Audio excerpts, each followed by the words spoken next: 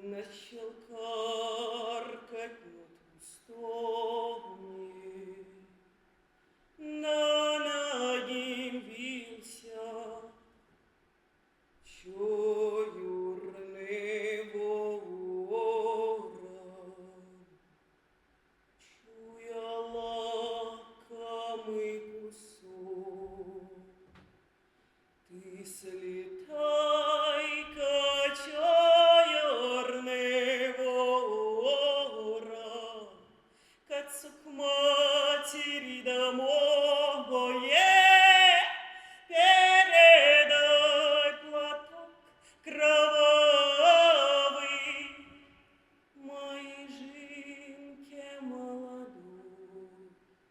Ты скажи ей, чуюрный ворон, что женился на другой, что нашел себе невесту в чистом поле.